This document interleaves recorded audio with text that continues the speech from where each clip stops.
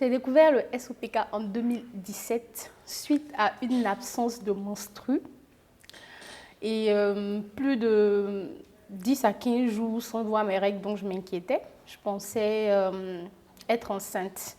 Donc je me rends à l'hôpital voir un médecin et il me dit que mes ovaires sont enflés déjà. Donc, il me prescrit une échographie pelvienne. Il me parle du syndrome des ovaires polykystiques.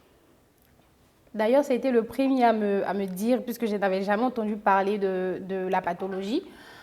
Ça a créé un choc en moi parce que, selon les explications, j'avais des chances réduites, en fait, de pouvoir avoir un enfant de façon naturelle. Voilà.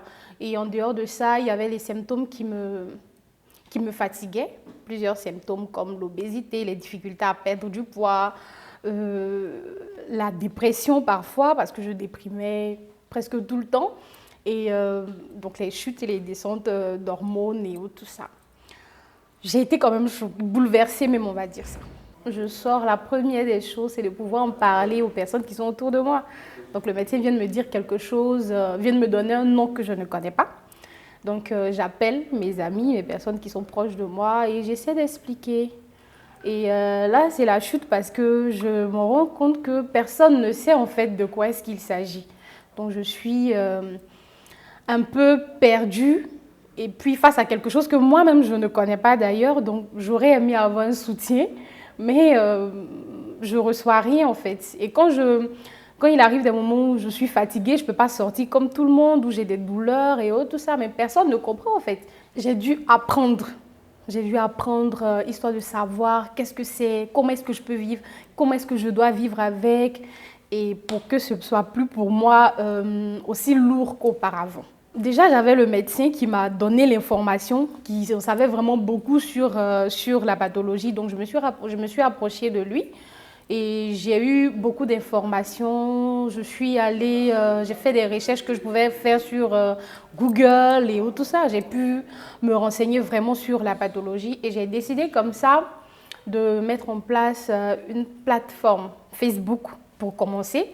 Je me suis dit que si moi j'apprends ça, il y a forcément des femmes qui sont dans le monde qui vivent la même chose que moi ou qui n'ont peut-être pas la possibilité de parler à quelqu'un. Donc, je vais créer la page Facebook et je reçois par la suite beaucoup de messages de personnes qui vivent la même chose mais qui ne savent pas vraiment ce qu'elles ont en fait. Donc, je me dis, en fait, c'est que c'est quelque chose de très sérieux. Donc, je pense que je suis sur le bon chemin et on va vraiment véhiculer, prendre la chose au sérieux dans le but de sensibiliser parce que la désinformation à ce niveau est grande. Depuis 2020, j'ai décidé de mener des actions pour qu'enfin nous soyons ONG dans le but d'avoir de vrais appuis, de recevoir d'autres femmes qui souffrent de la même chose et ensemble véhiculer le message et aider les autres femmes en difficulté également. Je vois qu'il y a beaucoup de femmes qui adhèrent à la chose et qui souffrent dans le secret. Donc aujourd'hui, c'est encore un peu difficile pour certaines de sortir de leur cachette, on va dire ça comme ça. Mais il y a celles qui prennent les devants et qui nous soutiennent, qui viennent avec nous. On fait des sensibilisations un peu partout dans les universités et tout ça. Il y a des femmes qui s'associent à notre ONG en fait. On roule sur fonds propres, on va dire ça comme ça. Donc il y a moi, il y a ces femmes-là, on essaie ensemble d'apporter quelque chose pour faire nos sensibilisations. À l'occasion de la journée mondiale de sensibilisation sur la pathologie des ovaires polykystiques, le jeudi 1er septembre 2022, nous organisons une conférence de sensibilisation sur le thème « Connaissez-vous le syndrome des ovaires polykystiques ?» qui se tiendra au siège de la Fédération des enfants de Cocody à 9h.